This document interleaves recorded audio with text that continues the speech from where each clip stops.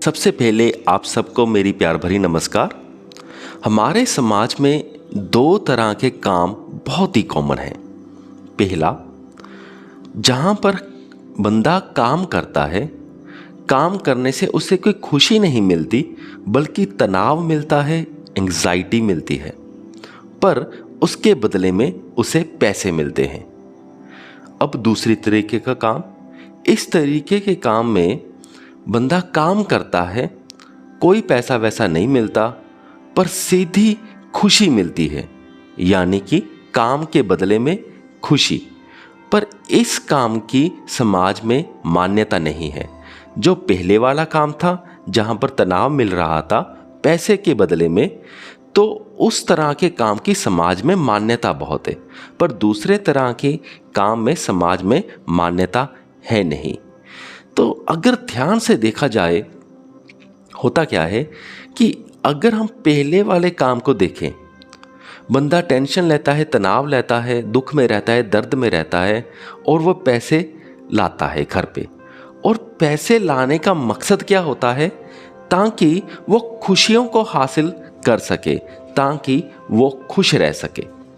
पर दूसरी ओर जो दूसरे तरीके का काम है, उसमें खुशी डायरेक्टली मिल रही है, उसे हम इग्नोर कर रहे हैं और हम पहले वाले काम को प्रमोट कर रहे हैं। तो यहाँ पर थोड़ी गड़बड़ है। तो क्वेश्चन ये है, प्रश्न ये है कि दूसरे तरह के काम को मान्यता क्यों नहीं है? उसको भी मान्यता मिलनी चाहिए, क्योंकि ऐसा बहुत सारी स्पिरिचुअल बुक्स में लिखा है कि अगर आज आप खुश रहना सीख जाते हो तो कल आप और खुश हो जाओगे। तो अगर आप कल के समय उसी समय में, यानी कि अगले दिन फिर खुश रहना सीख जाते हो, तो थर्ड डे आप और खुश हो जाओगे। ये समथिंग लाइक क्यूमुलेटिव इफेक्ट होता है।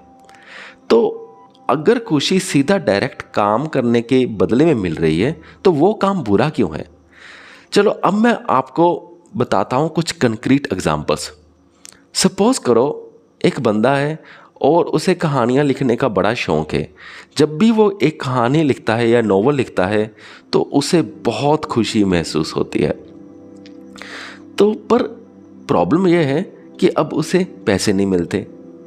अगर वो बंदा सपोज करो अपने फादर इन लॉ, यानी कि अपने ससुर के पास जाता है और वो वहाँ पर बातें चलती हैं और बातों में वो कहता है कि मुझे नॉवेल्स लिखने का बड़ा शौक़ है, तो नॉर्मली ससुर जी एक ही क्वेश्चन पूछेंगे, भाई पैसे कितने बनते हैं? तो अगर वो बंदा कह दे, अरे पैसे तो कुछ नहीं बनते, बस मेरा शौक़ है, मुझे खुशी मिलती है, तो ससुर जी एक दम से अपने फेस को दूसरी तरफ टर्न कर लेंगे, यानी कि ये शो करेंगे, तू भाई अपना टाइम वेस्ट कर रहा है, ऐसे कामों में कुछ नहीं पड़ा।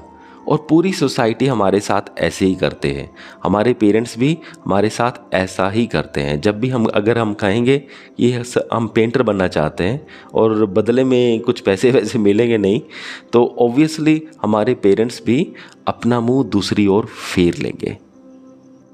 पर अगर ध्यान से देखा जाए, जो दूसरी तरह का काम है जहाँ पर डायरेक्ट खुशी मिल रही है, वो भी घाटे का सौदा नहीं है, बल्कि वो भी एक बहुत अच्छा सौदा है, क्योंकि खुशी पैसों से नहीं मिलती। अब हमें पता चल गया है, बहुत बार हमने ट्राई कर चुके हैं पैसे से खुशी खरीदने की, पर ऐसा होता नहीं है।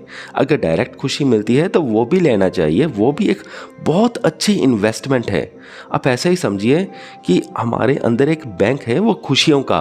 अगर वो डायरेक्ट खुशी हमें काम के बदले मिलती है, तो वो उसकी सेविंग हमें अपने बैंक में करनी चाहिए। और खुशियों का बैंक ये ऐसा है कि जैसे जैसे हम खुशियों की सेविंग करते जाएंगे, वैसे वैसे इंटरेस्ट लगता जाएगा खुशियों के ऊपर, और हमारी खुशियाँ बढ़ती जाएंगी, और with the passage of time हम बहुत एक हैप्पी इंसान बन जाएंगे। सो मुझे पूरी उम्मीद है कि आप सबको ये वीडियो समझ में आ गया होगा। सो इस वीडियो को यहाँ तक देखने के लिए आपका बहुत बहुत धन्यवाद।